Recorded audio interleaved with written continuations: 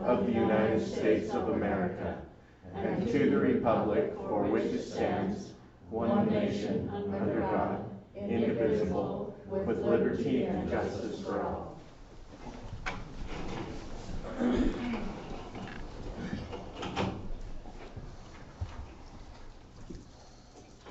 Okay, Kendall, what you got? I don't have nothing. Nick? Yes, sir. We'll just go quick. I think I visited with Randall a little bit earlier in the week.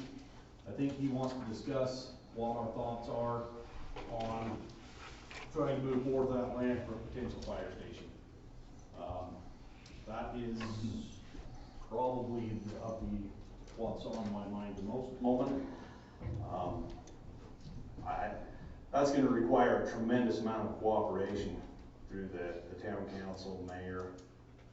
Just as long as everybody's on board with that, that is still the plan. If we have a shot at CIB funding, I really think next year will be I think we have our best shot we have next year with the CIB for a fire station. That would be in June, when we need to present that. Jones and Mill has been on board with me from the get-go in this little project. We have some sketches, but I don't know where everybody stands with that. Of course, we have to figure out the municipal building authority and make sure that's all intact and in place like it has been. Just go with it, really. So that's kind of where that is.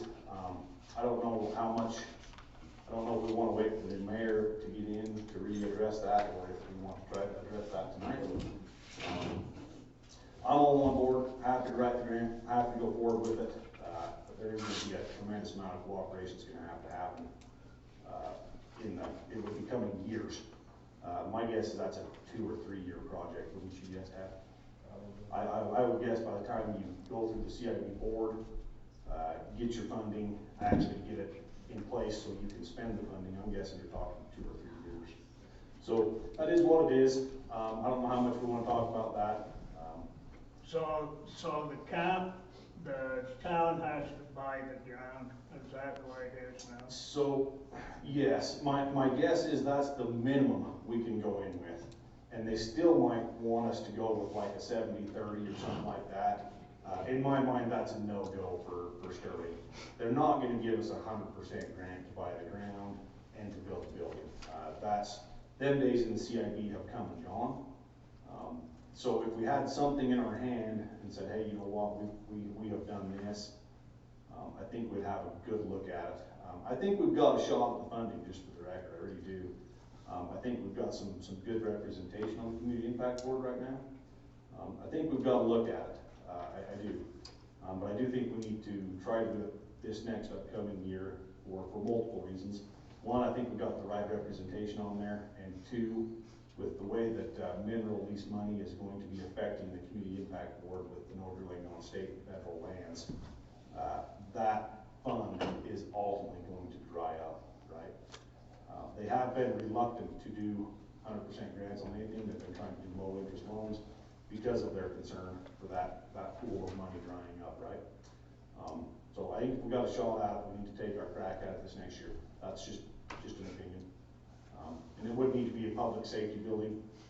We would be trying to accommodate a bay for EMS.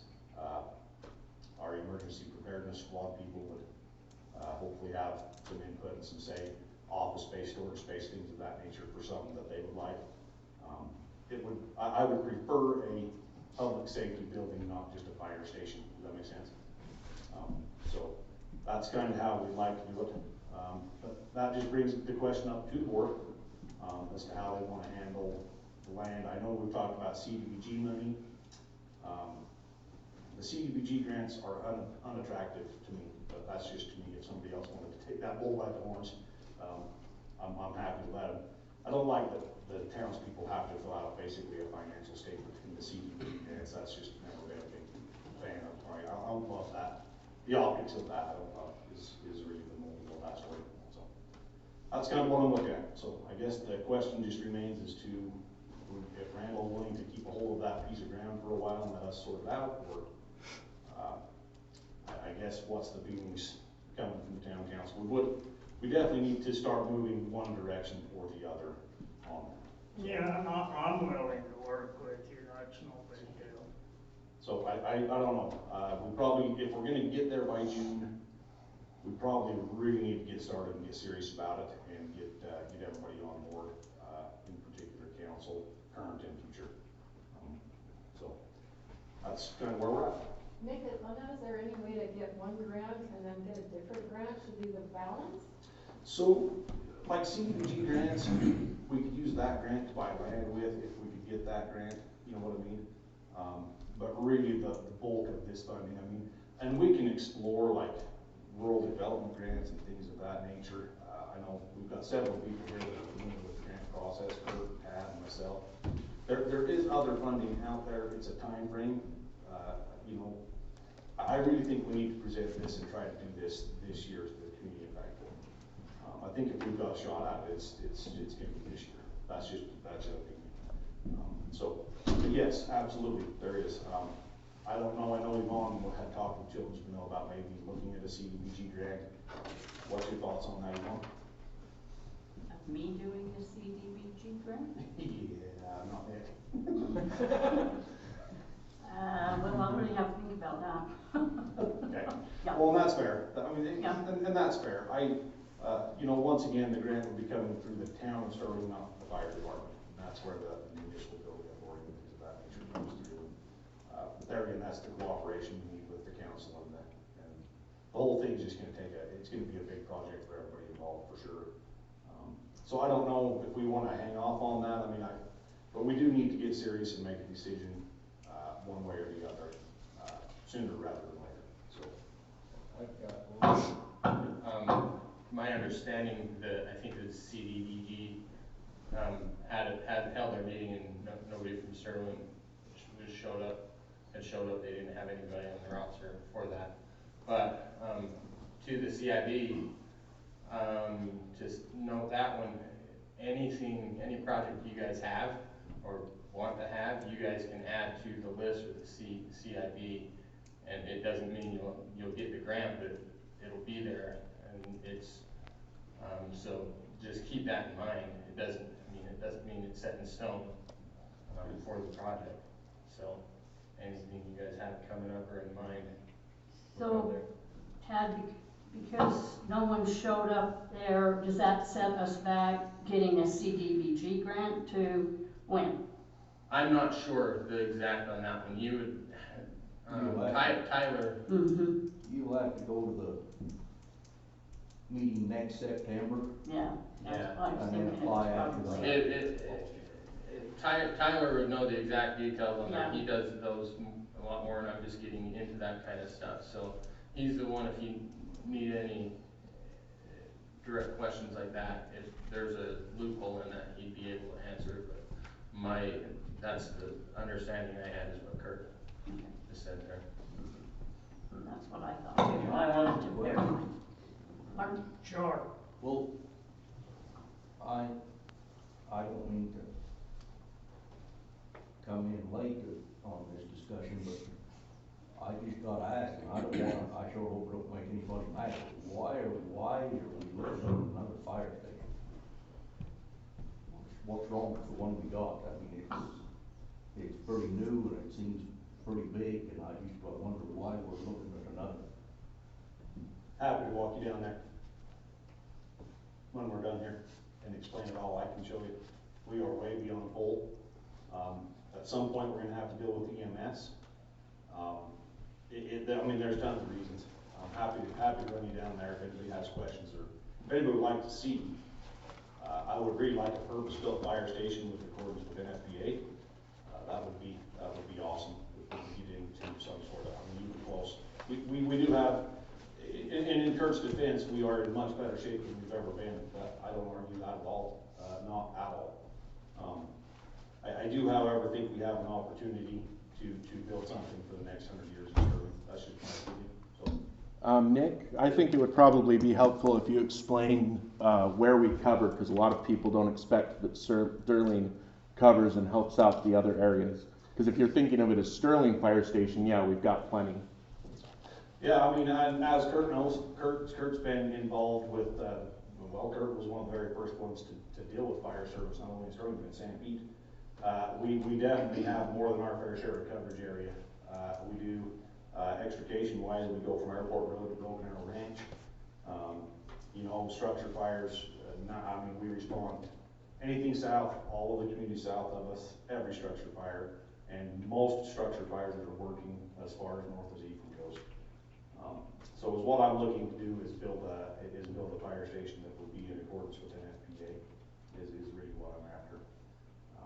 To include, I mean, exhaust, yeah, I mean, there's definitely, you know, there's definitely bucks involved there, you know. And Kurt knows, Kurt's been around this game an awful long time, so, you know. Well, I was just curious. No, it's fair. I, It's a very fair question. you know, I guess if we need more, I guess we need more. So currently, we have 4 trucks in there, a UTV and an ATV. You can't move, that is the honest truth. Have we got enough people to run all that stuff? So in when it's required, right? So yeah, I mean, you know, we don't need all 4 trucks on every call, you know what I mean? But, yeah, you'll see both structure engines go on a structure fire, you'll see both brush trucks go on a brush fire, yeah, absolutely. But there's not a lot of sense in taking one on the other, so, yeah, no, it's a fair question. If Well, let anybody- me just, then while I'm talking, let me just, if you don't mind, Randall, just tell you what I think I know about the money. You might get a little bit from CDBG, but I'll tell you, the work that goes into getting what little bit you get out of CDBG doesn't feel like it's worth it. It's just an awful lot of work, and you don't get much. I think you're better off going to CIB and rural development for the money. Rural development has several different pots of money, several different, categories, however you wanna, and there's a place with rural development for this kind of thing, there's a place for water projects, there's a place for housing, there's a place, rural development has a lot of different funding, so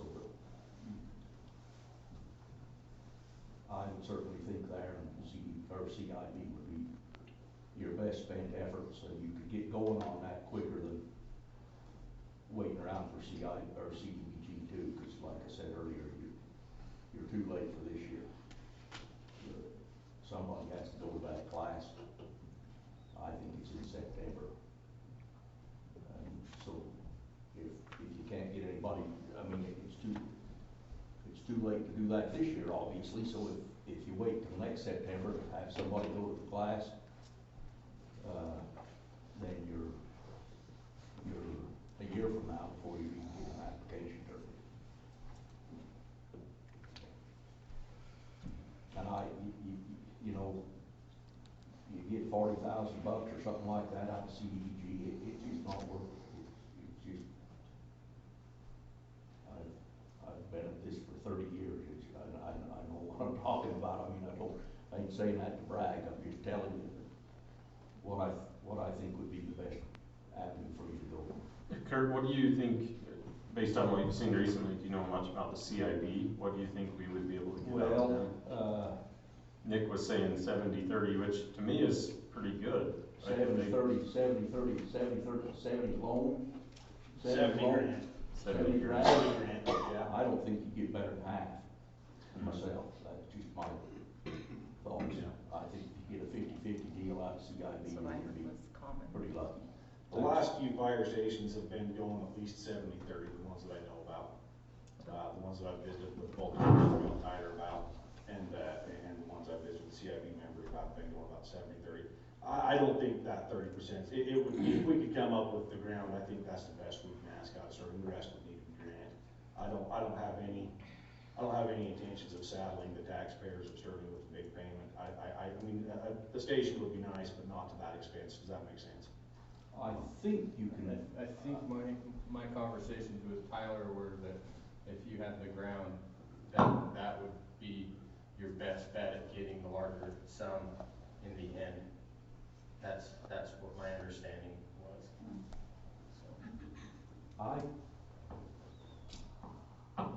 I don't deal with rural development on this type of stuff with my job, because I'm doing water and sewer stuff, but I think there's a program through rural development that you can go through to buy the ground. I think, I can't remember for sure. Anybody got contact info for who I could get with the rural development? Happy to push that button if I can get there. Well, I'll visit with Tyler maybe tomorrow. I'll swing in and see if Tyler has any rural development contact info.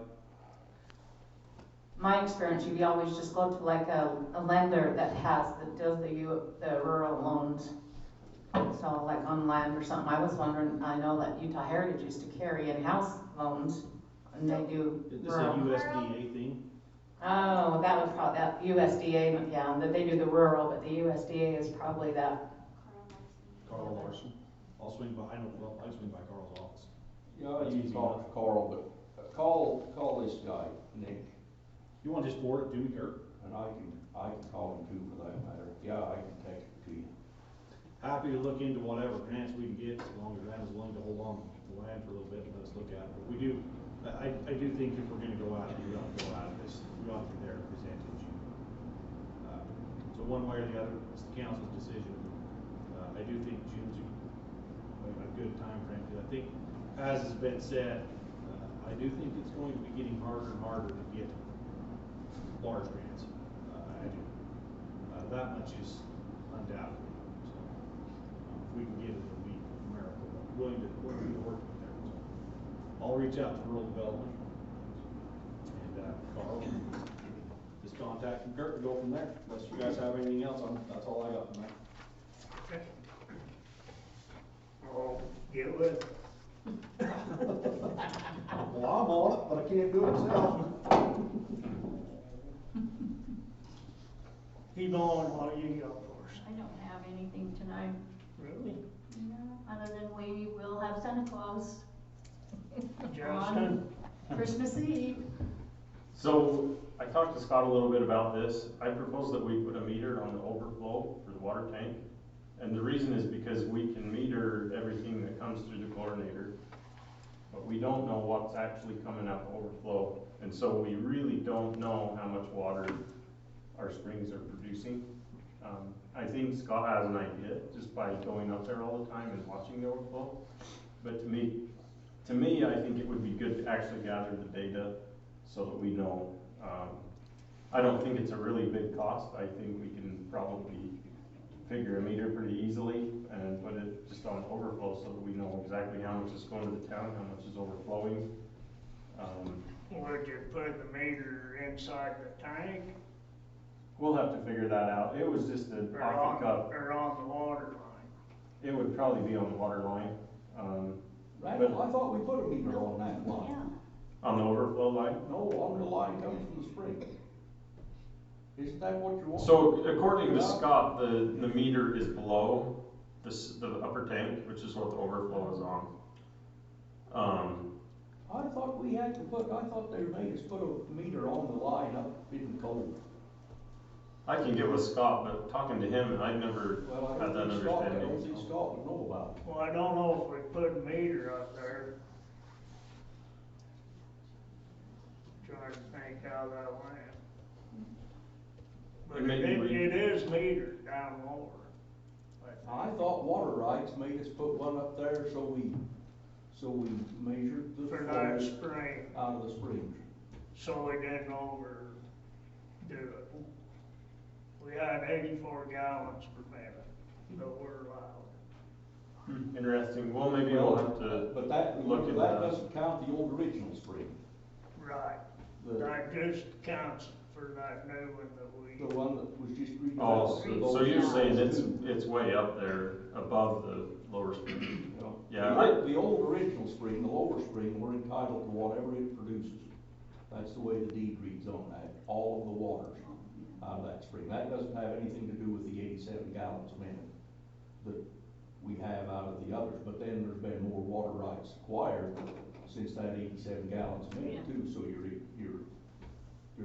allowed more than that. But the water rights I know also got changed so that we can take any amount of of our water out of any any combination. And that was at Lowry Spring, The Lowry Spring's the old original spring. right? And we can take all of that, but then besides that, you've got the other two springs plus the well. And we can take, and the water rights, we did change applications and got that fixed so that whatever water rights we own, I mean, there was the 87 gallons a minute out of those two upper springs, then there was the water that we got from Jason Buck, the water rights, and then there's been other water rights turned into the town that goes towards it too, you know, with people buying connections and so forth. So whatever total water rights we have, not counting the old original spring, we can take out of any combination of the other three sources, Right. the other two springs or the well. But I thought they made us put a meter on that line between the middle spring and the lower spring. But I can't remember, I might be wrong on that. I know we got a meter in that, in the well, Well, got a meter there, and we had a meter somewhere else, and I can't remember where it was. I think it was down lower. well, anyway, so what is it you're trying to find out? Well, so my understanding is that we can meter everything that comes through at the chlorinator level. But if we have overflow out of the upper tank, which is where I understand the overflow comes from, we don't know how much we're actually overflowing. So to me, it would be nice to know how much water we're actually getting out of the springs. And the only way to do that, from talking to Scott, is to actually put a meter on overflow. Or I guess you could put one of all the water coming out of the springs into the upper tank. But when I talked to him about that, he suggested put it in overflow.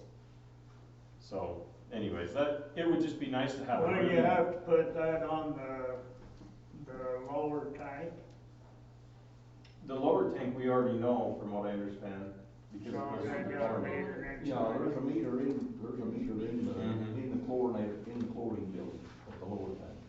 But it would just be really nice to know exactly what our water situation is, and the only way to do that is to meter what comes in out of the springs completely. From what I understand right now, we don't have a way to do that. Scott knows that we had been, getting the 24-hour overflow. It was overflowing every 24 hours, but he doesn't know how much water is overflowing. Well, I don't think it'd be, if there's not a meter up there, I just can't remember how that was, it's been too long. But yeah, I don't think it would be too big a deal to put a meter just above the upper tank. Yeah, that's what I originally suggested, That but would meter just on the spring line, that'll meter all your spring water. exactly, yeah. The only thing it won't do is separate the old original spring from the other two springs, which is a problem as far as water rights goes, because the old original spring is a water right, all by itself. Well, you said it's already metered between the two, right? So we Well, technically I could, thought it was. yeah, if it is, then we could still measure how much is coming out of the upper springs. Yeah. So anyways, if everybody's okay with it, maybe we'll look into it more and decide or figure out where it would be best to meter and how much it would cost. And That What- doesn't hurt. yeah, what I would like to do is actually tie it into the system that we purchased, the remote control system Yeah, that he, because so I I was could just actually gonna say, pull he data really off. Can pull a lot of data off of Yeah, that. that's what I'd like to do. So we'll look into it more, if everybody's okay with it, and we can discuss it again. The other thing I had was, I was talking to Preston Bound the other day. I don't know if anybody knows Preston, but he works for Eastern City, and he just said that wondered if Sterling was ever gonna hire full-time, and said if they ever would, he'd be interested. And it just got me thinking that, at some point, we need to look at a full-time employee that's certified for water and all of the things, do the grounds and everything. I'm not saying him, but someone like him, I think would be very beneficial for Sterling. I think a lot of pains we feel are from managing a whole bunch of part-time employees. And it'd be nice to have somebody full-time that's dedicated to everything and can take care of the cemetery, the park, all the grounds and the flags and everything, so Yvonne don't have to stand in the bucket in the backhoe. Oh, wait, so much. My dad saw you in there. Oh, did he? Oh, man, he got a kick out of it. He So said, Randall was in the Randall was backhoe and climbing Yvonne on was his in the side of bucket. his truck. when Well, he- that was real, the truck back to where he told me to back it, that was real interesting. Anyways, I just think that, I think it's something that we should start to plan and figure out how we can make it work, because I think that's how we're gonna get the best output from employing someone. I know it's a big step though, so we'll have to look at what we can do there. We discussed that last time too. Yeah, I noticed that in With the our meeting, and employee, with the one that did apply. yeah. So- Well, I've talked to Jim Butcher a little bit about seeing if he'd want to do something like that. Yeah, He said, yeah, he'd be interested in it. And he says, how much do you pay? And I said, well, I don't know. And he said, he says, have you got any, incentives or anything like that? And I said, no, we got workers' comp, we don't have insurance, yeah, anything like that, but he acted like he was interested yeah. in doing it. He wanted like $20 an hour. Yeah, well, I mean, if you think you're paying a bunch of part-time guys, $20 an hour for a full-time guy is probably pretty doable, Right. in my opinion. It's a matter of, we gotta figure out, what benefits and all that kind of stuff. Yeah, that we you can need do to. it. But to me, if you have a full-time guy, and the incentive would be, you get your certification for water, you get your certification for, whatever else there is, I can't think of anything off the top of my head, but as they get these certifications, we give them a raise so that they can take care of all the stuff that we need. That would be my thought process Yeah, well, towards doing it. pay scale would have to be established for all employees. Yeah. We don't have that in place now either, So anyways, I don't think a decision or anything needs to be made, but I think we're getting to the point where we need to figure something out there. Yeah, we do. So it's too hard to keep good part-time people and manage them and anyways. So that's all I have. Yeah, you need somebody you don't have to watch all the time. Exactly. It's gotta be somebody that's self-motivated, cares about the town, Right. wants to do the right thing, and, those kind of people are not easy to find either. But if you have a full-time position, you're gonna have a lot better opportunity to find someone Right. like that than you would part-time. So, Well, I'll talk to him a little bit more. okay, See, I told him he could probably get with Scott, help him with the water and stuff like that. yeah, that'd be good. I think if we end up doing a full-time position, we'll obviously need to advertise an interview and stuff like that, but, I think we need to figure out what it's gonna take. And I don't know all the ins and outs of the benefit side and stuff, but obviously that would be an expense to us. We'll have to pay benefits. And yeah, can we afford that? And anyways, a lot to look at. yeah. I'll look into it a little more. Okay. That's all I have. Okay, Tammy. The only thing I have is I just, hadn't heard much on what we're doing, with the, swearing in the new mayor on the 3rd of January, so I just didn't know what we had planned on that. That's the first Monday in January, which is when they're supposed to take office at noon. We can do it We tonight if you normally want. do it at our first meeting in January. No, well then there's, but they have to have two, because they have to be sworn in by at noon on the first Monday of January.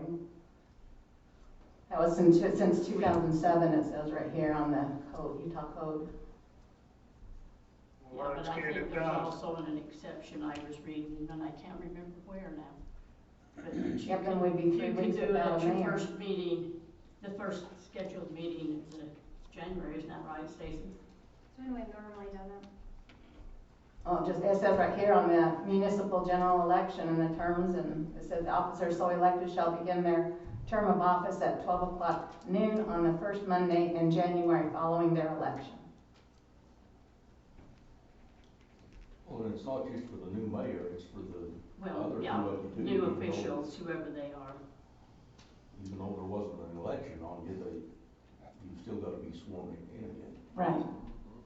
That's why, I knew that, that's why I'm just like, hadn't heard anything, so I didn't know how that would work. Let's do it tonight. Let's do it tonight, it'll go in effect Have to on be this till day. this term is over, you're still the mayor. Ain't it over yet? You have to what? His term runs through the 31st of December. Oh, yeah, I'm sorry, I just don't have my ear on, so I didn't quite hear. Or it don't go till January. Well, 31st to the 1st, but there is something that you can do it in your first, Bill, this was said it was changed in 2007, so. yeah, well, and I just read, I can't remember, a couple of weeks ago. I can go look at, see if I can. Well, the county clerk could tell you in a second, if they, just give her a call Yeah. Sandy Neal, and just ask her what the deal is. Yeah. If there's a grace period or not. We've always done it that way. I mean, any town has. I don't know. But a you lot of just- towns have 2 meetings a If month we too, were- so one's a little If closer we to were the Sandy first. and the mayor had a full-time job and was doing all the stuff and making all the decisions, I could understand Yeah, I why could. Monday, but I is could there a too. lot going on the first 2 weeks of January? If there is, then it makes sense, let's hold a special meeting, but if not, Well, just according know. to what, when I called the up north, it's just like you can't have no mayor for 3 weeks, because you basically don't have a mayor. Because the term ended on December 31st, and if you don't have one sworn in, then you don't have one. You can have 2 meetings, 2 swearing-ins, and then do the official one if you wanted to do, they said something special on yeah. your first meeting, but. Yeah, we can find out. I guess call the Let county everybody clerk and know. see. We got a question out here. My question is, even if there's nothing going on between the 1st of January and the town council meeting, nothing scheduled, should there be an emergency and people say, well, let's go ask the mayor. But we don't have a mayor. Who's the mayor? You got 2 of them right now. You're well fixed. Okay. That's the mayor pro tem. Usually your Randall's response is, don't call me. I'm changing my phone number. Move that no forwarding address. I don't see the urgency, We'll but get if it. it needs to be done, we can meet. We'll get it worked out, whatever it is we gotta do. We'll be there, won't we? You bet. I know you will be. I better be. Is that a public thing where people come and support Absolutely. or? Yes, Okay, where's? that's why I hadn't where's heard that? anything, I was just wondering, so. Well, yeah, that would make sense so that people could plan, but where's it at? Here. Here. Oh, it's here? Yeah, Just usually, like in your regular in the meeting. past, it was just in the council. In a meeting, just a town meeting. We haven't done one for 12 years, though, have we? Oh, so Meredith, I was Swear to thinking council you want us members, to be on the first one. I want out. That being said, the first one sounds good to you, right? Every 2 years, you'd be doing it for somebody every 2 years. Yep. 4 years. No. Because you got rotating. Huh? Every 2 years, somebody else is getting elected. Yeah. Just like you and Yvonne were up this time. Oh, gotcha. Hello. 4-year term, but, okay, he does that. So I have a question. So Kendall, are you really not gonna be here after the end of the year? No, I'm done. So I'm guessing, so what do we do for the council members at that point? You'll have to find another one. And it'll be We based just- on volunteer, and then if we get more than one volunteer, then how do you work out that? They're appointed until the next municipal election Appointed by the council? by the council and mayor. Okay. But you need to advertise it and take applications. Yeah, Yeah. just like when Which happens Tammy today. came in, mid, lots of have over the years now, But it's, so. I'm guessing that we probably need to Unless get you that wanna do advertisement another out. election or something. Me? Yeah, have Have a, two do votes? an election, yeah. I think that's like a monopoly or something. Absolutely. Oh, excuse me. Based on what I am hearing, you've always sworn in the new mayor at the first meeting of the new year. Feel free to use my Ellery meeting. Okay. Let me restate that again.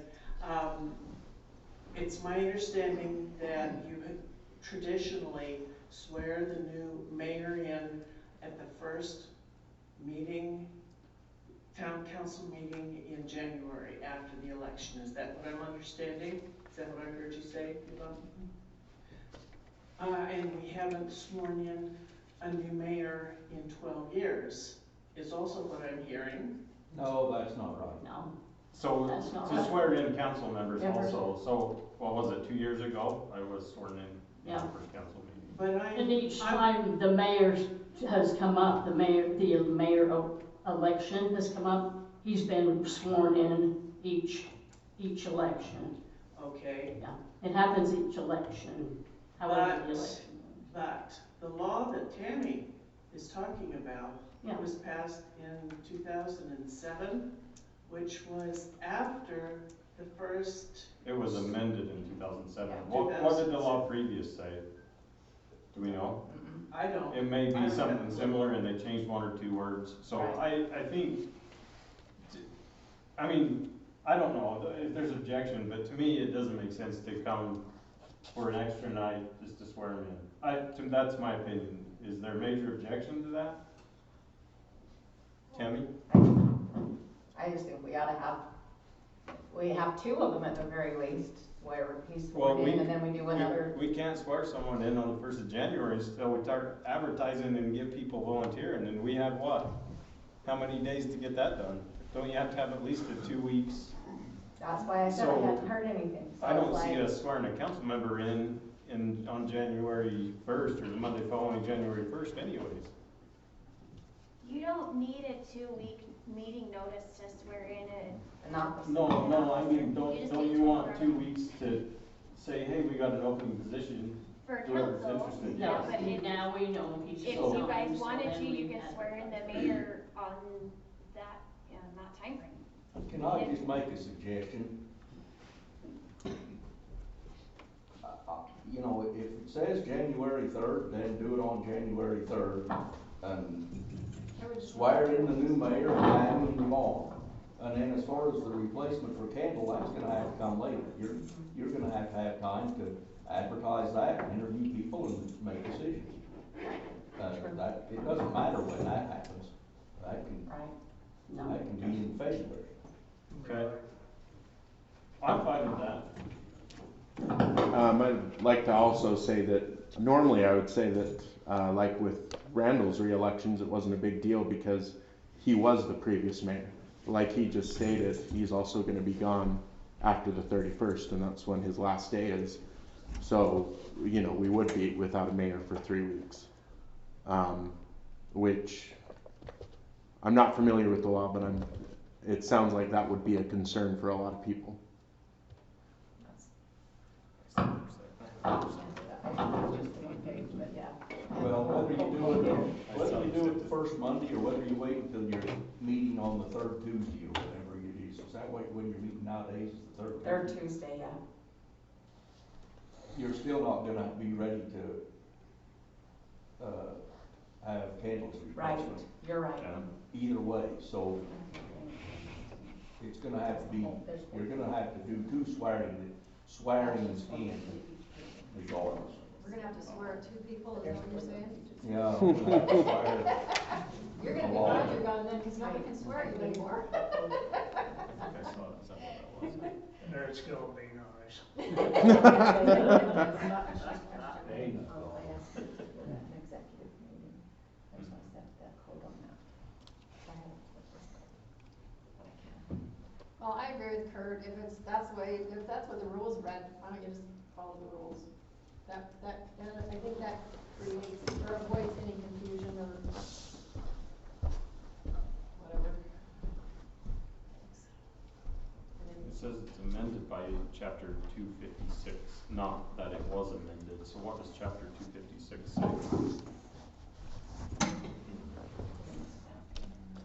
I think your best bet is just to call into Matt tonight and get what you're supposed to do and how you're supposed to do it and move on from there. Just do it. Okay, I just brought it up and it says typically you can, do it the 3rd of January, whenever, after the weekend or whatever, but you can also do it at the next governing body's meeting. What was that you looked up? I just Googled, when can you swear in newly elected officials in Utah? Cause that's not. That might be what this amended by 256 says.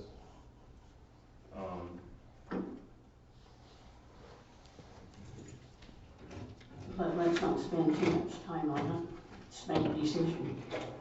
No, I think we'll be good. We've never done it that way. I mean, we've always done it at the first meeting. Seems like that's the way it always was when I was in. Yeah. Would that cause problems though, if I a town don't- emergency did come up or something though? Well, Or something? I mean, So we're still unified as a board, mayor and board.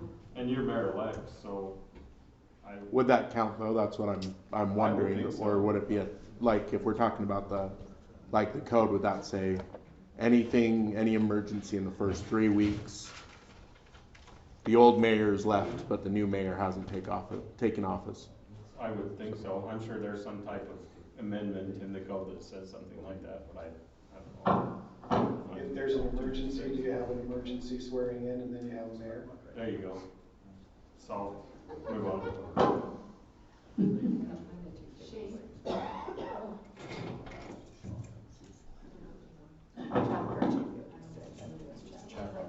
Well, I really just strongly encourage you, just call the county clerk Yeah. tomorrow and find out what you're supposed to do. I'm actually texting with her, so. Good. Okay. You're there. Let's move on then. Sounds good. That was all. I have a question.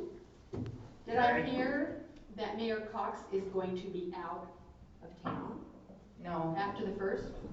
No, He's just I'm going gonna, to be out of office. I'm gonna be out of office. Oh, okay, but you will be in town. Oh, yeah. Okay. Unless my wife kicks me out. Okay, move on. Okay, Mike, I'm just here concerning my dad's estate. He had one culinary water hookup. We would just like it transferred into me and my brother's name, and then we can sell it or do whatever we need to do with it. okay, To, Kurt, what have you got, Well, are you talking about the connection that's up to the house? I mean, the No, connection?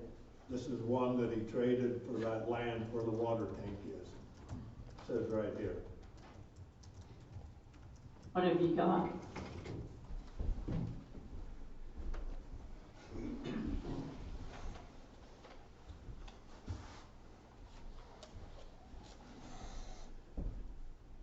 so he's Okay, got this was his- that easement.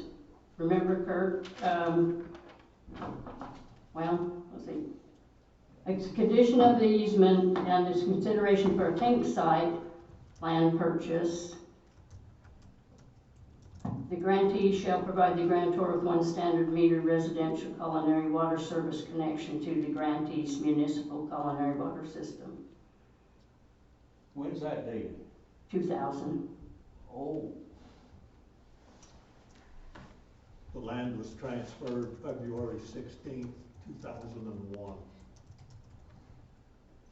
that was after I was out of office. But I can see what that's talking about because, y'all, we built that new tank.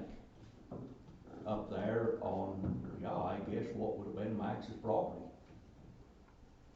And Yes, so- he owned it at that time. Yeah, well, this is dated, let's see, Mike, this is dated December 5th, 2020, or 2000. 2000. December 5th, 2000. That's just before I went out, so that, well, okay, I was thinking, I forgot about that when I talked to you, Randall. So what I was thinking about earlier goes back to, 1980, 79 or 80, when the new water line was brought down through Average and down off the hill and all that stuff, and Average was given 2 water connections for that. And however that happened between Average and your dad and also Pete Conover, I don't exactly know, but I know that Pete and your dad ended up with those 2 water connections, and that's what your dad used on his house. So there's still one more. the But one then that I totally forgot about how that all worked, but if that's what this is saying, that the town gave Max another water connection in 2000 in exchange for the property where the tank is built, then that would be right. Then there would be another connection there for him.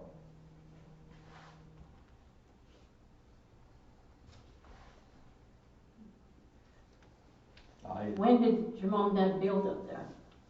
In 94, 95. 94, 95. I was thinking it was before this. Yeah, it was 5 years before this. Or before 2000, I mean, I thought it was in the 90s. And I can't see a problem with it where it's already a connection up there. So I don't think the connection's been, oh, you mean at his house, so adding on Right. that line, yeah. I mean, This was 5 years after he built the home Yeah. and had it So on. where did the connection come from for the house? I mean, That's the one I was that's just what talking you about. was just talking about. The Mhm. town gave Average 2 water connections in 1980, I wanna say. Yeah. That's when the springs was, other than the old original spring, that's when the 2 top springs were first developed. And, the water line came down, and, I mean, you all can remember that. Yeah, Mike and Randall was here, we're probably the only 3 that was here when that was done, but the water line, they brought the water line down through Average property. And in exchange for those easements, the town gave Average 2 water connections. And he gave those, Dad wound up with those. And he used one and he sold one to somebody else. Well, The the 2 of water Average? connections went to Pete Conover and your dad. And that's the one on your dad, that's the one that he used on the house. Then Dad still has one other one then, because Dad had 2. I have that paper. Besides this one? Yes.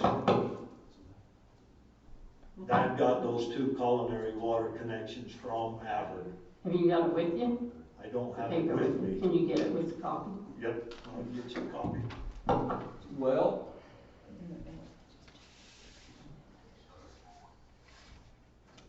But this is the one I'm concerned about, I'm doing is too much this of this one. by memory, maybe I'm wrong on Pete, maybe Pete didn't get one of those, maybe Pete bought a connection. And Max got. Didn't they give Pete a connection for running that line down through there? I don't think we would have give Pete a connection for that because the line was already there. The line was there before Pete. And that's where the 2 connections went to Average. Yeah. Well, that's something we'll have to. Well, he just wants to get it worked out. Well, what, if Mike's got the paperwork. Yeah, get the paperwork, I can go tell from you, there. Mike's got the paperwork that shows that Average got both of those. I don't know if you can look back and see you should be able to, but I wouldn't bet that it's all still there. We don't need to get into that, but, there should be record. Well, it should be, if it's something like that, it should be in the courthouse.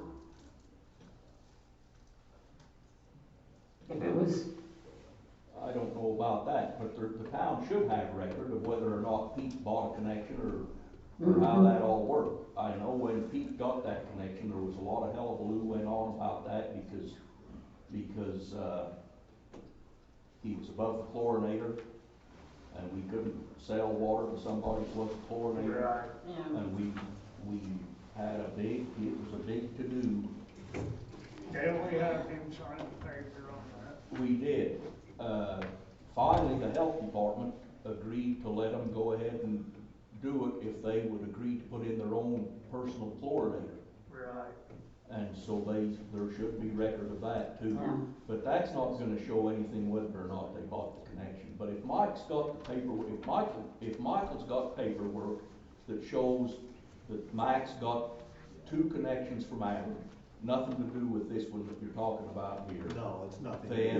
Then I would say that's gotta be the way it is. And I'm probably forgetting the part about Pete. Pete probably bought a connection instead of getting one of those from Ameren. Cause I'm doing this all by memory. Like I say, you should be able to dig back in the records, but yeah. I know that there was a period of time after I was out. We have some years we that can things start were with. done away with, I'll just say it and let it go at that, but,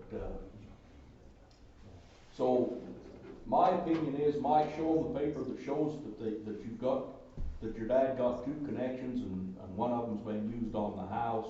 That means that you would have 1 connection from that deal, plus you've clearly got another connection here from the deal that was made in 2000, and I apologize for forgetting about that. I mean, I was the mayor when we did that, but I simply forgot that happened.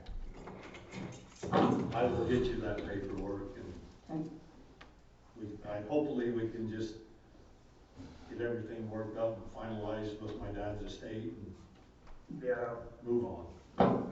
So just in summary then, I would say that Mike and Steve have got 2 connections still coming to them. 2 still coming? You said he sold 1, correct, Mike? Well, I'm not positive. You guys Yeah. should surely have record of that, but I don't. I have the original paper that Avard and Mom and Dad signed about 2 water connections, and I will get all of you a copy, plus this one. And you got 1 there right now? Yeah, Dad, I know Dad used one where his Right. house is now. That's what this paper clearly defines, Well, not the house. That paper, is the one that's transferred to the house, right? No, No, that was 5 years This is after 5 years after. his house. this is 2000. this is the one that was given to Max in exchange for the property to where we built the upper tank. Max owned that ground up there. When did he actually hook to the culinary water? Was that later? Cause he was on the well for quite a while. No, he's never used well water at that house, ever. Oh, okay. They got the connection for their house when they built it in, like Mike said, in the mid-90s. Okay. 5 or 6 years before this. So minimum, there's at least 1 connection. But if you have a paper that shows 2 and this one, then you might still have 2, yeah. Yeah. Okay. Okay. Now, there was a connection put in, and there's a chance, Mike, that this is the one that you're thinking that maybe took the place of one of those 2. And that's down here, it was on Marlon Cox's property. Yeah, I know when I went and looked for that meeting the other day and I couldn't find it. Well, I'm sure it's there, I'm just buried, I'm sure, But we couldn't find it. We looked for half hour the other day. well, it's there someplace. The hydrant's there, there's no water to the hydrant, and we could Right. not find the meter. Well, I'm sure it's off, I'm sure the meter's off, but, I'm sure it's just barely, but there was a connection put in there, and it was put in Marlon Cox's name because Marlon was the one that owned the property, the field up there, it was in Marlon's name. But your dad always paid the bill, and the only thing that it had to do with Marlon is it was just on his property, and that's whose name on it. So is that who was Urban Olson's property? Well, yeah, the Yeah. farm, All of it? up where the development is now, and that old milking barn of Herbs, and Well, and where the subdivision is now? Down by the highway. Yes. So, yeah, the meter's like down the the night, highway. yeah, meters down the But highway. it was, Max used to farm that whole thing, Mhm. where you guys live now, and up through all there, and clear up to the hills, clear up to his house. Max farmed all that, Marlon Cox owned it. No. But Max farmed it, and he wanted a water connection to be able to water his cows when he had them in there.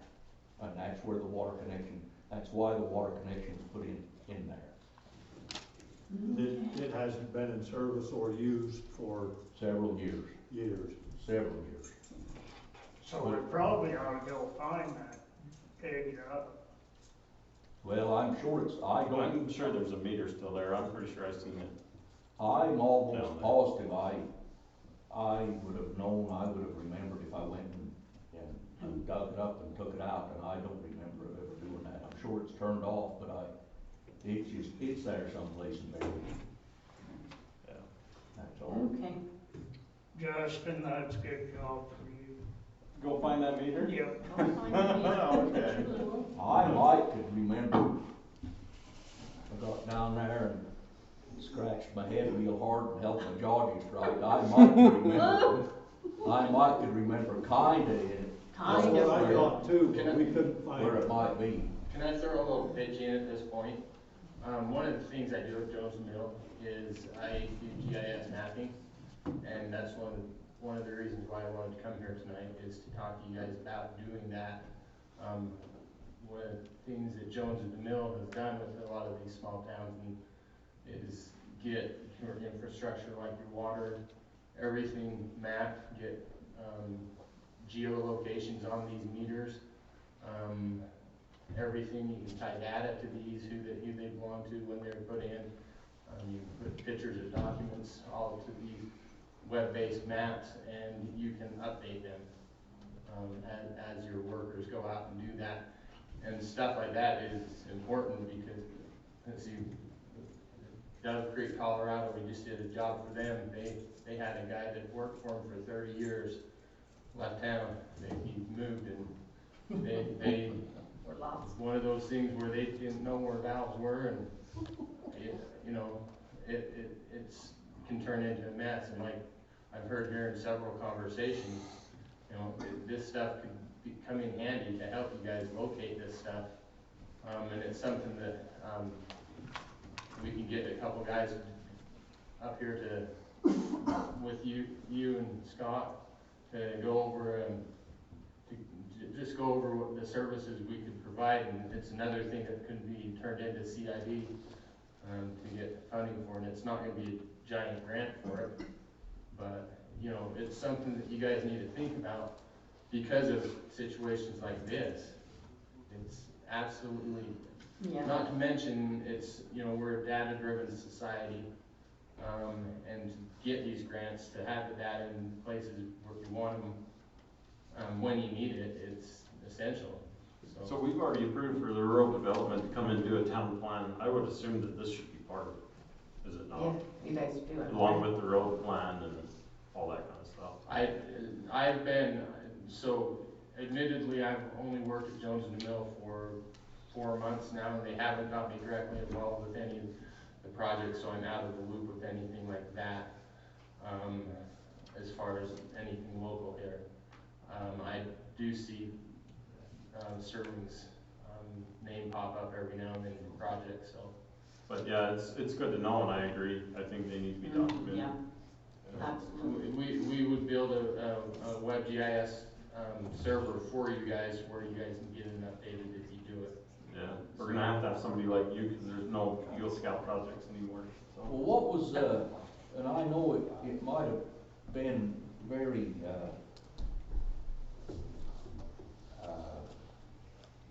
small in comparison to what Tad's talking about, I know what he's talking about, but what was some of those scouts did? Yeah, they did. It was the irrigation water. No, it was. No, I Did they do took, culinary water They too? did I took culinary. them, I took them around and they marked all the, Yeah, all they the did. meters other than like this one that we're talking about down to They did. Marlin Cox's, but they marked all the meters, but I don't know how it got, My understanding is finalized. Wade apparently passed it off, so I don't know whether he's got it in his possession or not, but we need to find out. So you guys have geolocations for at least some? Well, yeah, they, Somewhere? that's how they, There's some data, I do Some know data, yeah. part of it was irrigation as well, because I've Well, I seen think they that. did, I think they did the irrigation too. Yeah, while they were doing it, I it would think have Mark, made sense. Mark, I know, would have all that Yeah. irrigation stuff, but, yeah. but there was a bunch done, just what happened to it after it was done, I don't know. Yeah, And I I doubt can't that, That's remember, the last Tad, I if, heard. I can't remember if they just did meters, or if we did valves too. yeah. I took them out and showed them all that, where everything was at, and they did their thing with their phones or whatever they were doing it with. Right while we was Can you there. live without your How long ago was that? long It's enough been a that couple of years. I doubt we have any electronic copies, I doubt it. 4 years at the most, 3, 2. Yeah, I- 3 maybe. Oh, but it was longer than that, cause I was involved with the scouts when I got here, it must have been before that. No, it really was all It about really was. 3 or 4 years It ago. had to have 4 been years like at the 4 most. or more. Really? How long have you been out here? Even at How that, long we have I been still. out of here? Not near long enough. Well, in all honesty, you were still on the council when they did it. Was I? Was I? Maybe I can talk Even to if it Wade. was that, I'll Yeah, talk talk to to Wade and see Wade. what we get. The Talk to last Wade. time I went in, the last time I went in, it was in 2009, and I was in for 8 years that time, so, So it was 19. so 3 years ago. Yeah. You know. He'll that- find that out data's from still Wade. usable. That's where it Okay. last ended up, this way, so. I don't know, maybe you wasn't in maybe you were just here at one of the meetings when they were talking about it. I'm always in the road. And maybe they do have You're some. Don't get run electronic over. copies. Yeah, maybe it's If the they do, that'd bishop's be great. office or something. But if you want, I could get, schedule a meeting, it'd be a free consultation just to show what the stuff we could do, with you and Scott to lay it out so you guys have an idea that you can discuss with each other. And you gotta get it with Justin and Just, stuff. okay. Yeah. Yeah, Well, I mean, if believe we, I can still remember where all the valves are at. Well, that's why we need to do that. I mean, if we, man, if we have that data and Wade or Mark have electronic copies, I mean, the work's already been done, so. well, at least some of it, there's always, you know, Yeah. there's always gonna be more, it's like, you know, Some changes since then. yeah, and that's the purpose of it all, and, but there's more work to do it, to get it from, Yeah. just GIS points or data points to, online interactive map. So, but it would be useful. We Well, could I'm rock happy out. to help any way I can, that's, you know, Okay. whatever needs to be done, I'm happy. That's all I have, other than that black bag, there's something for all you guys. Oh, thank you. Can I just make a quick thing? I did find where it says the Utah Code provides that no official act of municipal officer is invalid by reason of not taking the oath of office. So there doesn't seem to be any downside to referring the swearing-in ceremony to a convenient time. So he's still mayor. Anything that happens, if there's an emergency or anything, it's still covered. So even though it says in there, so we're still, that's where I had people asking me, and I'm like, I haven't heard anything, and I was trying to find stuff, but the code does cover that, so he's still mayor, he's just, even though he's not sworn in. Mayor-elect, so Yeah, we he- plan on doing it the first meeting then? Yeah. Good. Everybody They change understand it that? all away. Huh? It's not too far away. Well, you're the backup, if he doesn't answer. We know where you live. We know where you live, Okay, good, That's your wife taking, oh, and then we have Shane. Okay. Then Shane. Anybody else?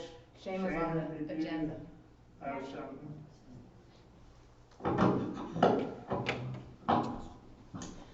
Okay, I know on our last meeting, we had a lot of the prep squad here, and I'm sorry you weren't here to hear all that.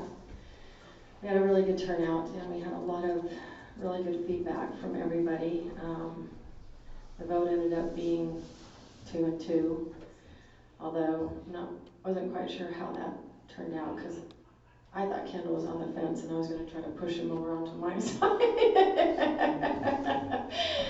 But anyway, because it was 2-2, I don't want to go through everything again. Certainly one of the things that is really, really important to the prep squad is, and to everybody, is we're trying to create a town of unity, and we don't want there to be a lot of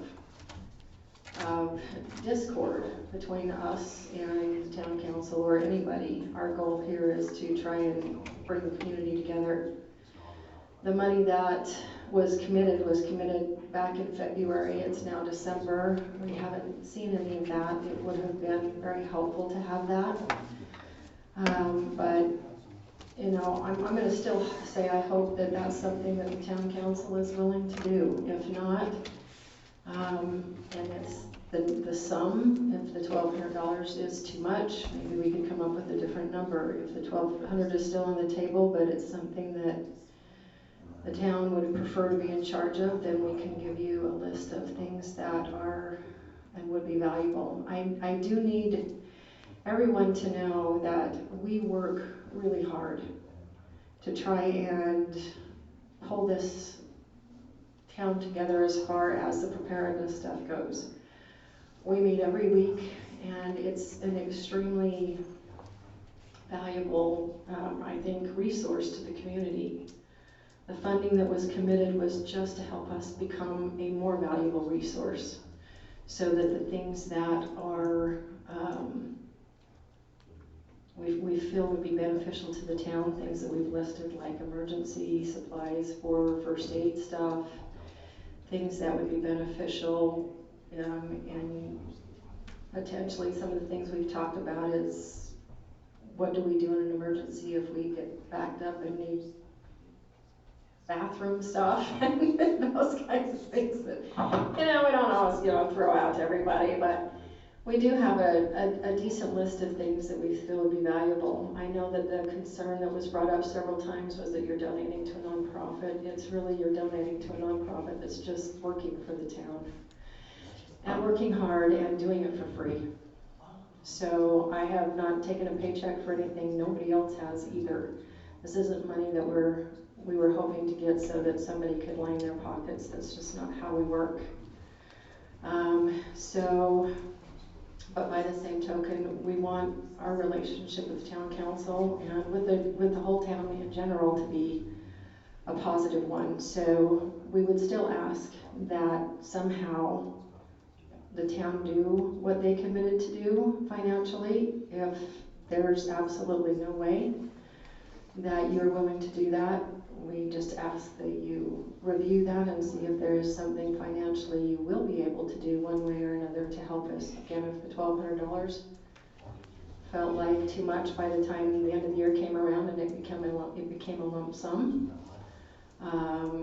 then maybe there's a different number. If not, and there's some things that you're willing to purchase before year end that I know that's close, but we can definitely make that happen if that's something you're willing to do. We just ask that, we're just asking for the support that was originally committed, that's all. Not trying to take more than that, but again, it's our hope that you guys will be willing to do that. If not, we're not gonna dig in our heels and just say to you guys. So I think the original commitment of money was to a prep squad that had an appointed member as a leader by the town, correct? You were actually an appointed member, there wasn't a nonprofit. So it's definitely changed since then. It's It's only always, changed in the fact that you don't have an appointed member. I work harder Right. now than I did but at that before. point, you weren't a nonprofit. So anyways, it's always been my opinion, and it's still my opinion, that I'm okay with the $1,200, but I think it should go along the route of, you tell us what you want, bring a proposal, and we approve it. That's how I think it should be done. So if Okay. you want ham radios, Are we bring in too late to paper. do that for this year? Can we still get that to you and have that be something that you guys, either this year or next year, without it being an issue? I don't feel like it is, but I'm not the only one on the council, so. I shouldn't interrupt again, but your year doesn't end till the end of June. Oh, We're on a fiscal year, not a calendar year. well, and I wasn't aware of that, so. Yes. So we'll take last fiscal year and throw it out, so you're not the 1,200, by the way.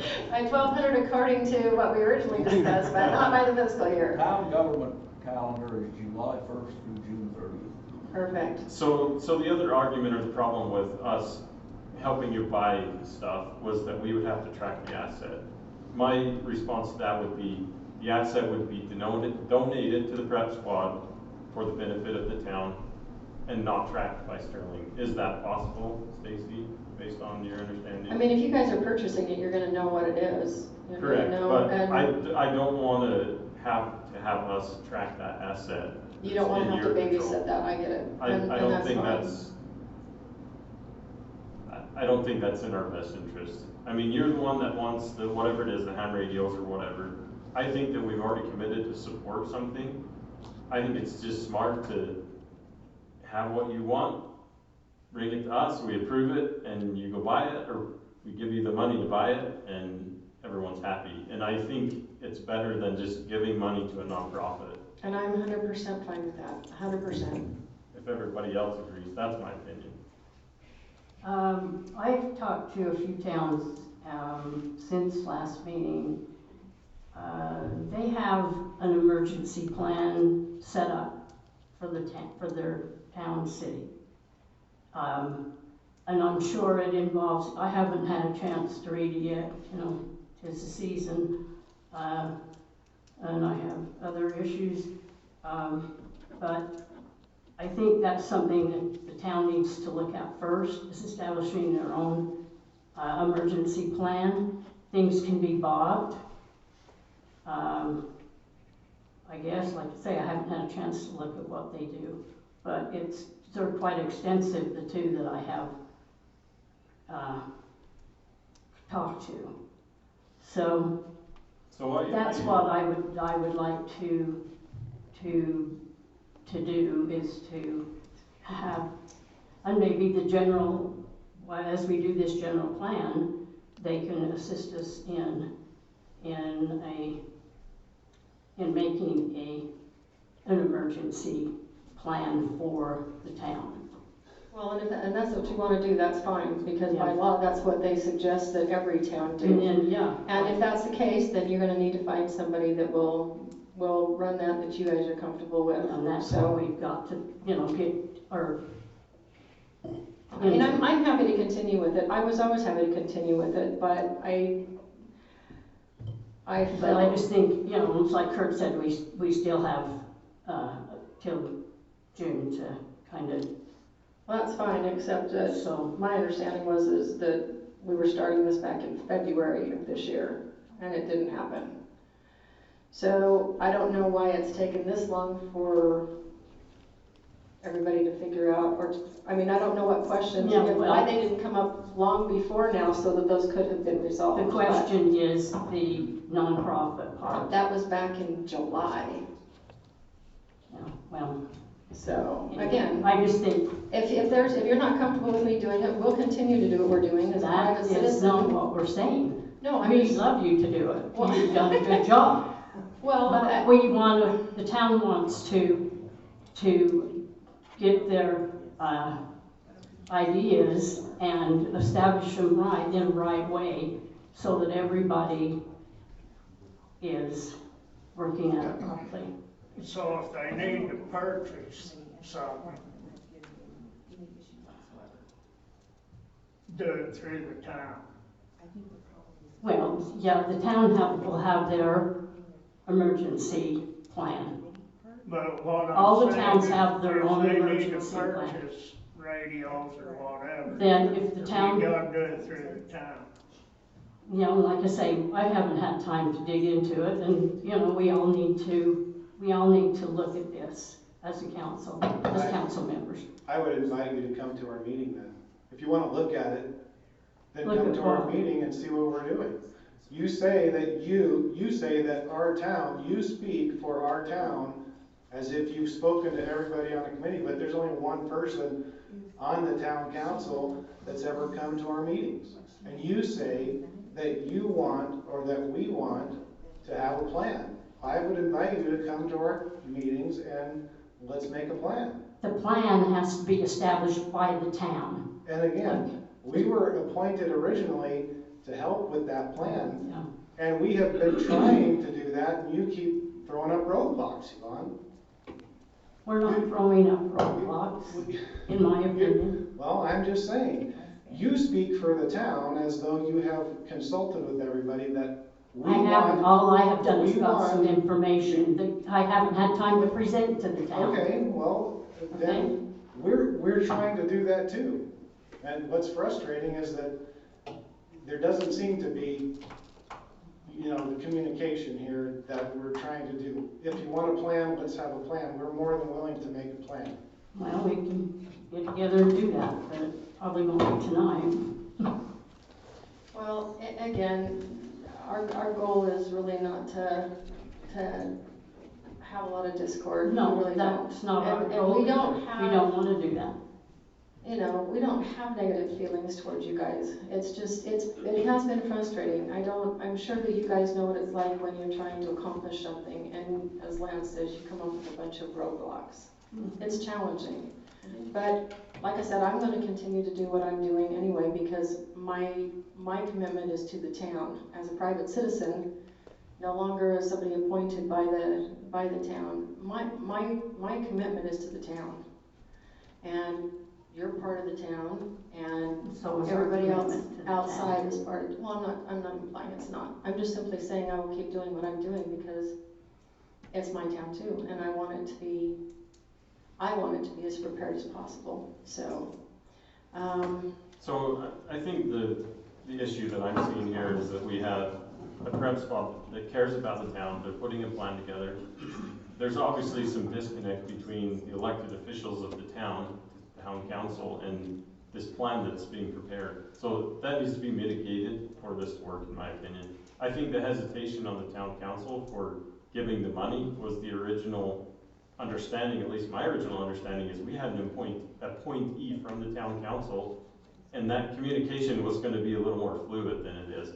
And I agree that the town council should come, but essentially you're asking us to endorse something that we don't know what the funds are going to, which I trust that you're gonna do it, but in my opinion, there's more clarity, there's more, what's the word?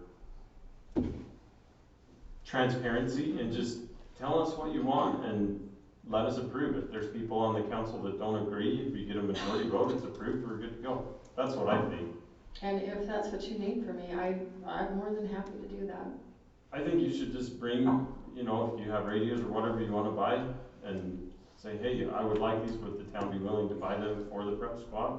I think that's the best way to approach it until we can get some more continuity between maybe an appointed member on your prep squad, so that we can Well, and work truly, that's together why more I've come to closely. these meetings, it's just to make sure that you guys know. I mean, I've tried, if you go back over the meetings, I've updated you on what we're doing. And again, we have an open door policy. If you guys really wanted to know, you are always welcome to come and listen to the conversations we have, listen to things, attend. I've had newsletters that go out, people get all the newsletters and things like that. They know what's going on there. That's pretty much what happens. So as far as, you know, transparency that way, there you go. I mean, we really have left the doors open. We've put information out there to try to get people involved, but if what creates discomfort is just handing over cash and not being sure, then I'm happy to give you a list of the things that we need, and whether you want to purchase it or whether you want a receipt from us that shows we purchased that, I'm okay with it either way. I'm totally fine with that. That's what I prefer. So, I'm not sure about everyone else, but I think it's a lot easier for us to say, yeah, we'll pay for it. If we have a paper, whatever, saying this is what we want, we've done our shopping, this is the one we want. 100% fine with that. I think that's the way to approach it personally. Until we can develop further, like Yvonne says, a more comprehensive plan, including the prep squad. I'm sure that plan would include the prep squad, because without the prep squad, we're not gonna have an emergency committee. Like, the town council's not gonna do it, I guarantee it. We barely have enough time to cover the things that we need to cover, so we need your help. And I think we need to connect better on this issue, so. Sure. Okay. Hey Kurt, I have a question for you before you leave. So the capacity pumped out of the well is based on our water rights, not well capacity, right? So we can only pump the well to our water right limit, not essentially what the well can produce. Well, yeah, except you need to remember what I said about the combined water rights. Yeah. If the springs, the well ought to be pumped, well, only when it needs to be. Mm-hmm. But the well, when the well needs to be pumped, then it can only be pumped to the capacity of what the springs aren't producing. If we're let's just say we're entitled to 1,000 gallons a minute, we're not, but let's just say that. Okay. And again, this has nothing to do with the old original spring. This is the 2 upper springs and the well. Let's just say we're entitled to 1,000 gallons a minute, and the springs are producing 500, then the well can produce, then we can take 500 out of the well.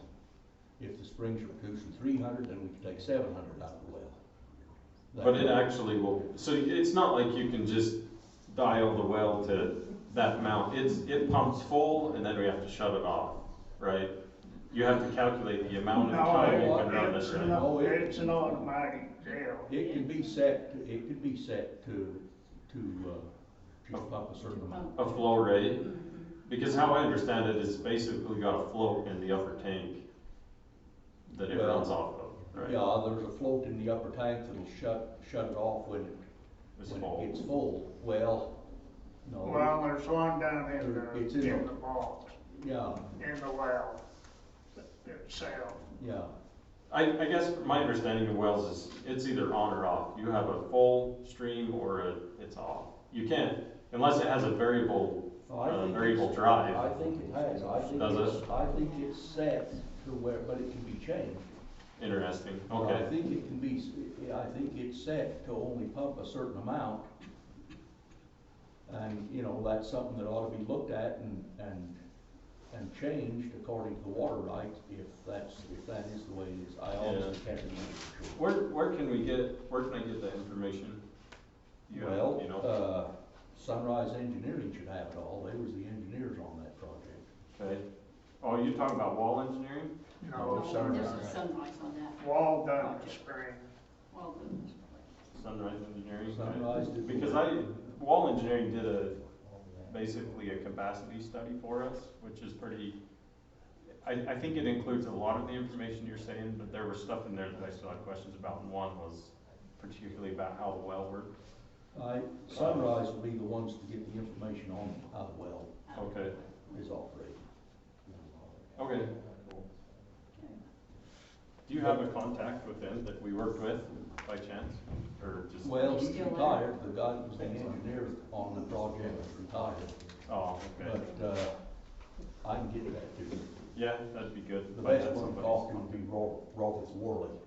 Robert Worley. Okay. Yeah, and I can tell you their phone number. It's 435-743. That's Sunrise Engineering's number? I can Google it. I'll see. Let's do that, will you? Hell, I thought I could tell you what it is, but I can't. Only until you thought about it. Get your phone out, maybe it'll come to you. It's in the Fillmore office. I know it's 435-743, but I... 743-6151. See? There you go. See, he remembers. So we took our Jason Buckwater and put it in our well, right? Well, Ain't not what we done with that. Well, I think we did originally, but then I hope we did, we should have. I'm pretty sure. Got it all, the change applications all done, Yeah. so. I so believe it's- Doug did the paperwork to help do that. Doug did some paperwork on that, not me, I took Doug down to Richfield and Water Rights, and we worked on some of that with Terry Monroe down there. Do you know if the water rights for the subdivision have been transferred? Cause I mean, you got 6 houses, that should be 6 shares. Now that's, I think some of that's what Doug was working on, and I think that got done, if it got finalized. Okay. Yeah, he took the subdivision water, the Jason Buck water, and then the water from David and Natalie Christiansen's house. He took that and rolled it into the well. Okay. Yeah, I know Doug did quite a bit on that, but it's, but the way that's supposed to be, and, you know, if we need to double check it and make sure it was all finalized, I can help get that done, but it should be, all of those water rights should be Transferred. in the well and the 2 upper springs. Okay. So we can take the total amount out of any combination of those sources. Okay. That's the way we want it to be, that's Yeah. what, and it's, I think that's the way it is. Preferably the wells, we want everything they produce. And then if we have to pump the well, or, I mean, the springs, Yeah. everything out of the spring, and then if we have to pump the well, we'll pump Well, it. I think the water right is so that the 2 upper springs and the well are all tied together, as far as the right goes. Okay. Yeah. Like I say, not counting the old original spring, just all of you always remember, because every once in a while, we get it thrown up to us that we're stealing water. I hope those days are behind us, but every once in a while, we'll hear that. And it's because there's certain people around here that want us to think that all we have is 87 gallons a minute, period. And that's just not the case.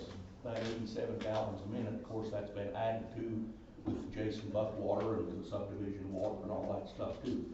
But that 87 gallons a minute never did have anything to do with the old original spring. The town purchased the old original spring from some Lowrys in 1934, and the deed clearly says on there that the town owns all of the waters. And I've gone through that multiple times with attorneys and the Division of Water Rights, and they all But they tell me- write it in pencil. Yeah, everybody has always told me that means that whatever that spring is producing today is yours. Whatever it's producing tomorrow is yours. As the flow changes, it's yours. So that spring and that water right is all separate.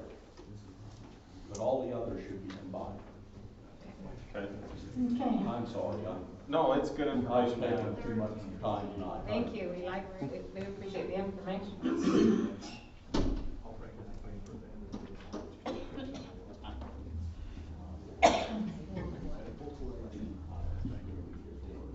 Keenan, do you have a comment? Yes, I do.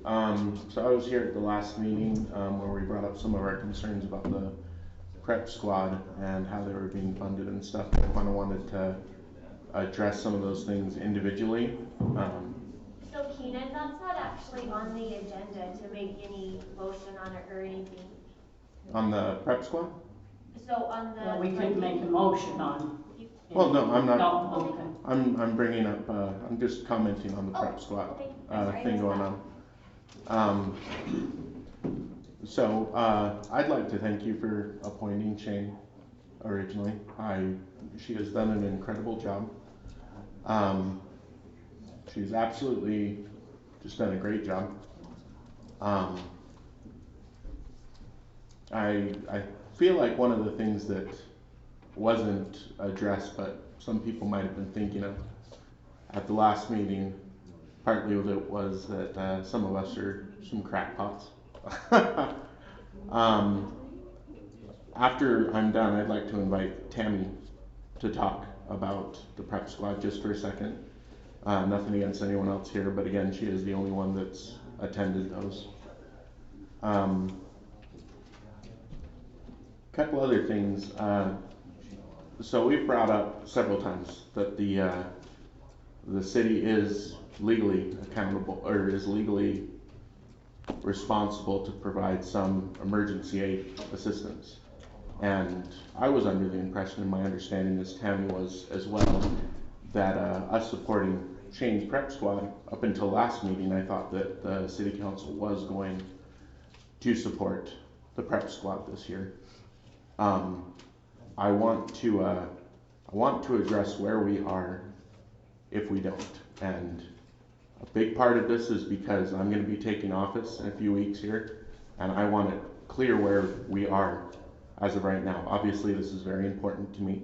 I've been to plenty of these prep squads, most of them, in the last few months. Right now, you've appointed Shane, which again, thank you for doing, but she did step down back in July.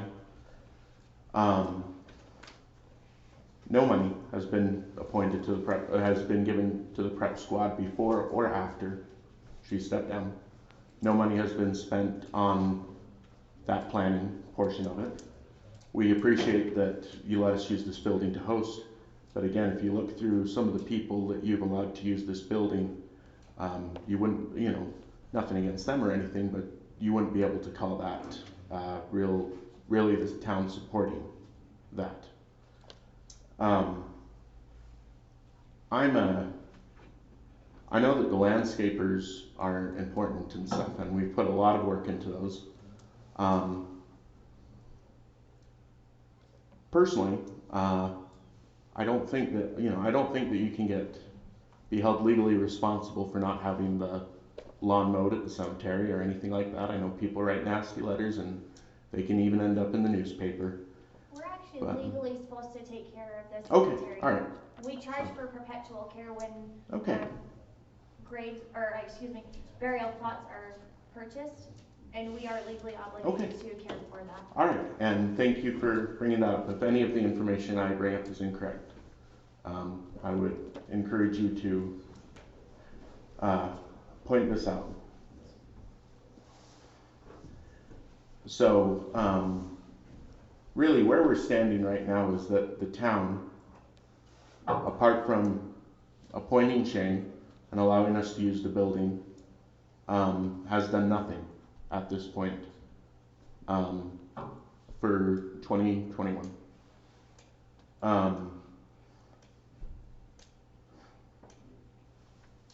Something that I want to bring up, and I want to say that I very much believe that this was misunderstood, that this was a misunderstanding that was not just put to me.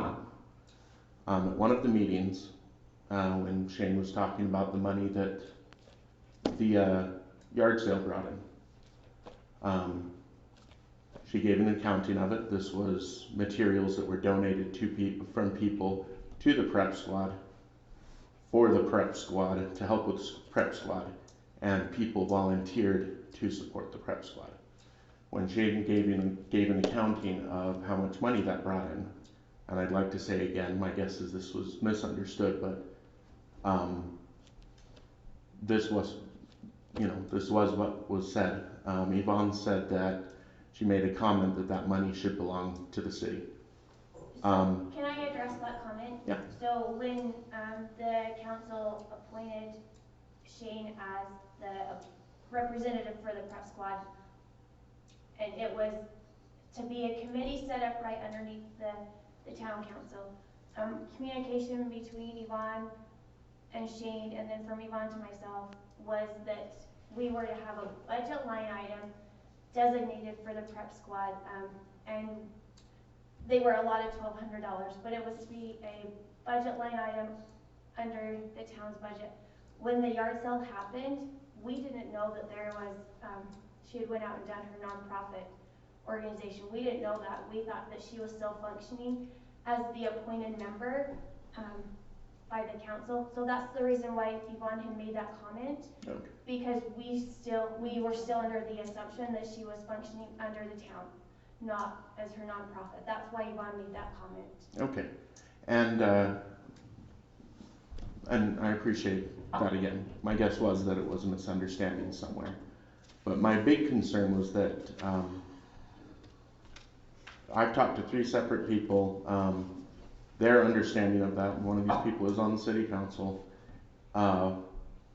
was that, you know, the misunderstanding that's pretty clear, that it sounded like the city council was suggesting that money should go towards the city, and I'm glad, thank you for clarifying, Stacy. But also, you need to know that any committee that's appointed by the town council, the town is legally obligated to track that funding in their budget.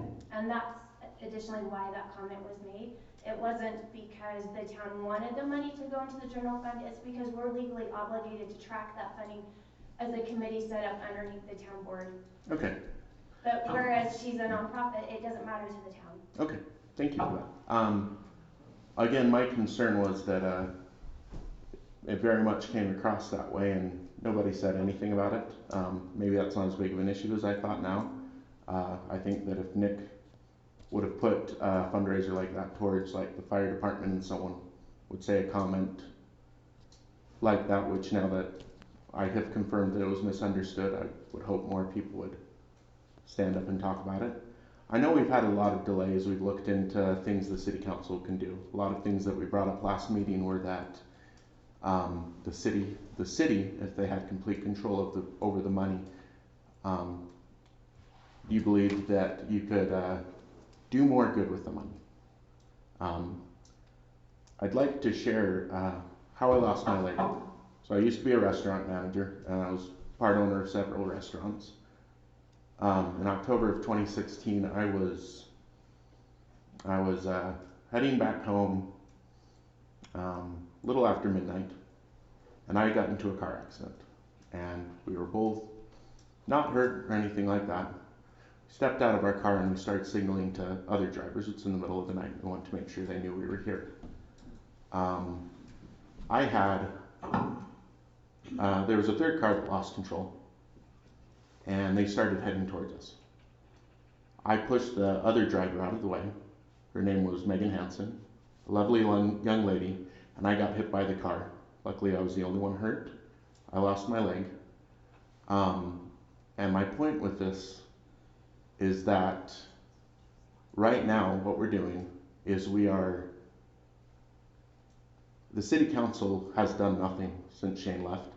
And to be honest, again, I went over what the city council has done even when Shane was working with the city council. You're worried about making the perfect choice and you're not doing anything. That would have been pretty similar to me just standing there and saying, if I can find a way to save both of us and get us out of the way of the car, I'm going to go for it, but I'm refusing to act otherwise. If I would have I've had 5 years to think of it. I could have gotten out of there with my leg if I would have known to stay in the car after an accident. If I would have had the emergency supplies I've got in my car today. This is stuff that Shane's doing. This is stuff we're doing at the prep squad. And I understand the belief that we can do more with the city, and I like Justin's idea of buying items for the prep squad and giving them to the prep squad. But while we're deciding the perfect way to do it, we are doing nothing. And I'd rather have, the car's headed towards us. We've had, a lot of people would have called people crackpots if they started predicting COVID in 2019, but that happened in 2020. We've had tornadoes the last few weeks. We've had plenty of disasters, people freezing to death in Texas of all places. We've had tornadoes in Manti before. We're not doing anything because we're trying to come up with the perfect solution. If you come up with the perfect solution and it can do more good for the city, let's go with it. But shouldn't we be doing something in the meantime? Shouldn't we be supporting Shane while we don't have something put together? I'm all for this. If our fire department was out, I wouldn't refuse to support the Manti Fire Department just because we could get out of our money if we put it towards Sterling, but our fire department is out currently. I'd support the people that can do things right now, even if we don't get as much good out of it as we can. So that has actually happened in the past, but we had an interlocal agreement between Manti and Sterling that Manti would provide fire services for us, so. Gotcha. But anyway, that's just what I want to say. My concern isn't that you think that there's a better way. I hope that we consider it. And I think Shane, of all people, would agree, if we found a better way to use the money than her and the prep squad would, she would cheer us on. But we haven't. We've argued that there might be a more perfect way. We believe that there might be a more perfect way. And that has been the argument. Well, nothing's been done. You guys are all busy people. I don't blame you for this. But the matter of the fact is that nothing's been done. Tammy's come to the meetings. I'd like to, and you know, I don't, you guys are busy. I don't expect you guys to go to the meetings if you have other things. But, you know, again, Tammy thought that the meetings were going to be supported. We've put together everything that we can to help with the town's preparedness. And the next city council meeting, I'll be mayor. I would like, if I'm mistaken on this, if the town council has done anything outside of appointing Shane and letting us use the building, I want to hear it, because I do think this is important. There's lots of things. We've had wiped out shells, we've had lots of things since COVID, and it doesn't matter if you believe the mainstream media or not, it's going to get worse. And again, I might sound like a crackpot, but just look at the freak disasters we've had. Again, people freezing to death in Texas. So I'd like to ask Tammy if she would share what she feels like the prep squad meeting. It's about. I know we're in a hurry to do candy, but when going to the meetings, I just like some of the different things we learn. I know a lot of people think that the prep squad is just for the end of the world stuff and preparing, and I've learned a lot of stuff just helping us being on a single income, or not a single income, a retirement income, and some of those kind of things. But I think they can benefit a lot of people, and I just would like to encourage people that might think that this is only for the end of the world, or when the earthquake happens, or big huge things, that sometimes some of the classes are just to help you learn when there's something in your life or in your family that you need help with and stuff. But I do know that there was some misunderstandings as far as like the funding and opening an account. I do understand now that after we've talked and had some of that clarification. And if, like with Justin, if putting the money towards like maybe a base radio or something that would have to have something here too, and it makes everybody, you know, it works for everybody, then that would be good too. But I really enjoy the classes and the different things that are taught. And I just want people not to think that they're just about the end of the world or a terrible disaster, because we never know. Like Nick was saying the one time where somebody was hurt and he couldn't get back this way, and it's like, you just never know what kind of things, so thanks. So I have a couple questions. So one is, you said that we're legally obligated to support emergency preparedness, right? To have one. To have one. Oh, So I know Yvonne's been working on, she's emailed me a couple of emergency plans from other communities. So we're legally responsible to have a plan. A plan. Okay, but that doesn't, I don't remember the exact words, but I think what was more portrayed is we're legally responsible to support some kind of squad, and I don't think that's particularly true. I'd like to understand that better. The other thing is, the elephant in the room for me is, why did you resign? Like, why are we not having a committee member that's appointed and set up that way? And maybe you feel like we're an anchor. I'm guessing that's the other elephant in the room, and that we're holding you back from doing what you want to do. But why can't we just work together as a council and the prep squad? Obviously, the work you're doing is great, and we need you. I think there's something going on that, like, the support is not felt like it's there. I think Keenan pointed that out pretty clearly. Why did you resign? Or did you just not want to work with us? Do we need to assign someone else that's on the prep squad? Like, what? No, it was actually never a matter of I don't want to work with you. It's never been that. The reality is that I felt like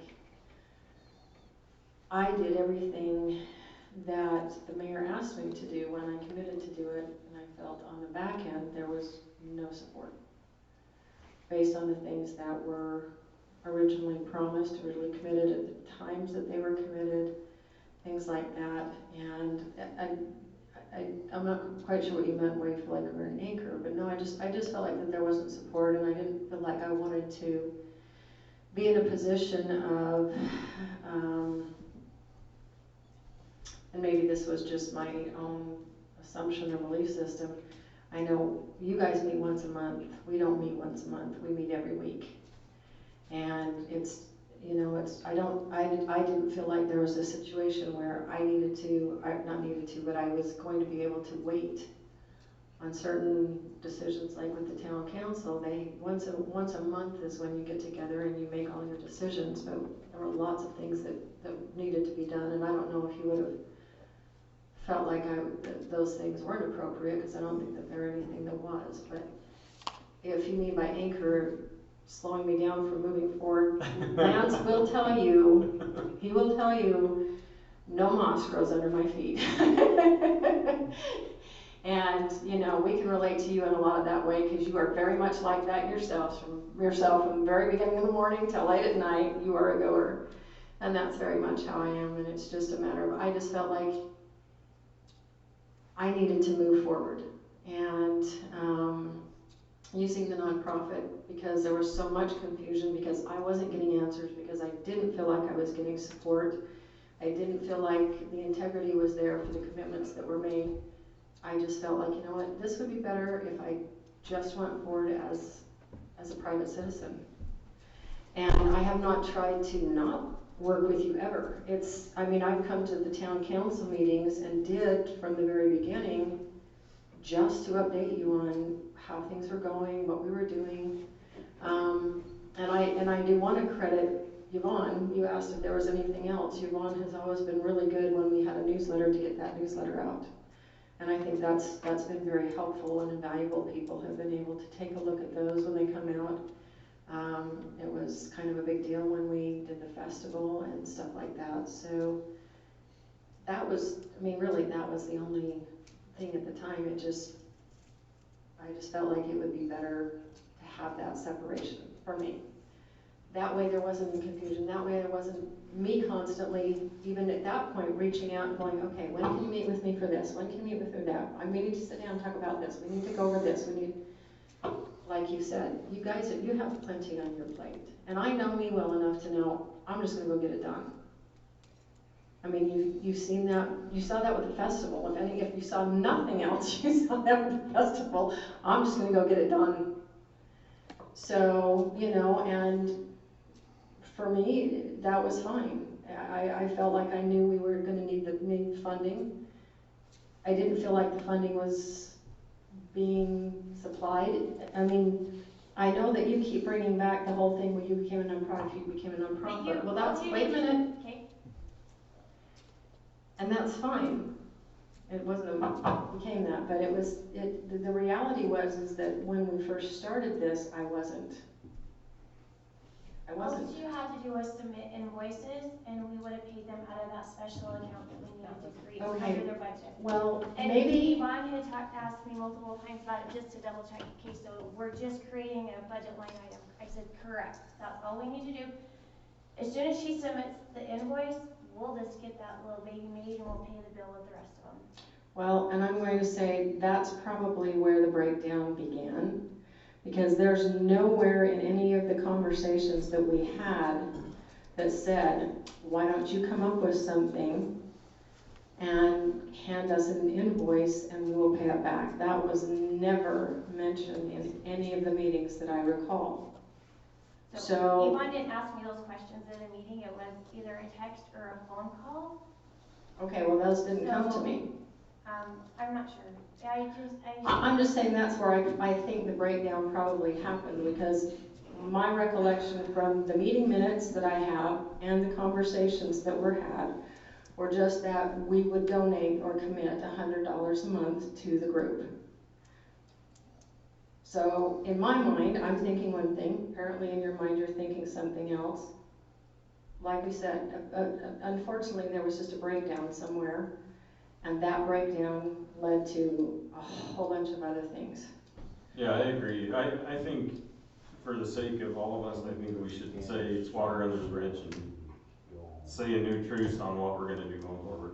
Whether it's nothing, whether it's, we support you and you tell us what you want and we'll help you buy it up to 1,200. But I think we need to just draw the line and say enough is enough with the past and move forward. Because like I said,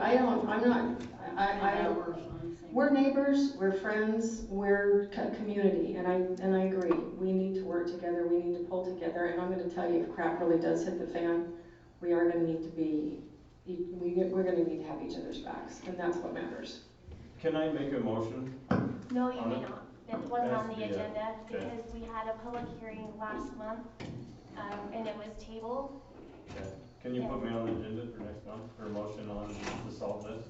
Yeah, because we also needed to make a motion to approve the revenue and the expenditure of the ARPA money that we received, and that was also tabled in that motion. For the what?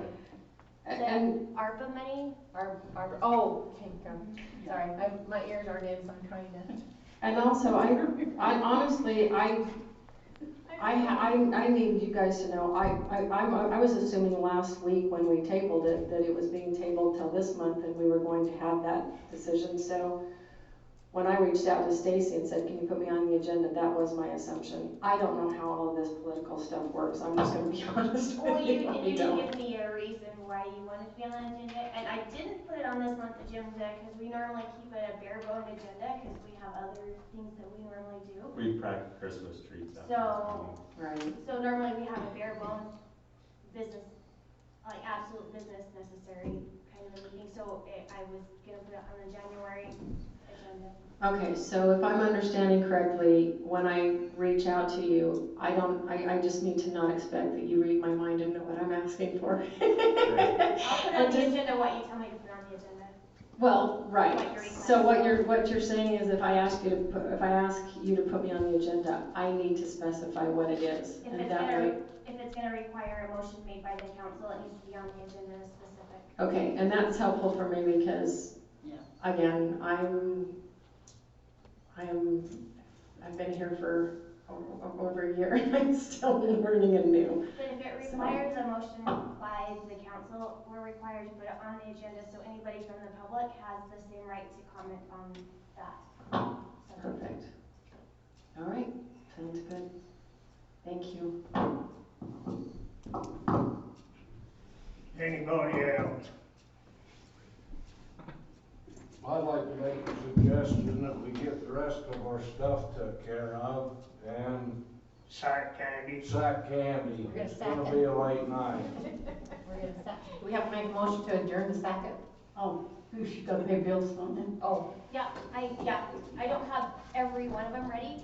I still have 3 bills that I need to calculate, but I don't have the information to calculate it. So I can read what I have, okay.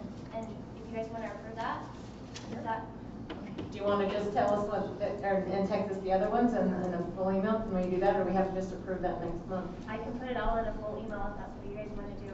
Well, if you wanna read those now, so you only have the 3, whichever's the I easiest don't for care, you. it's probably easier to just send one full list rather than pull it out the few.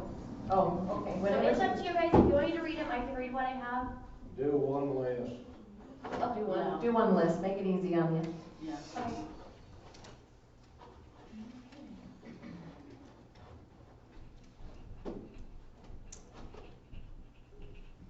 I make a motion that we adjourn to sack it.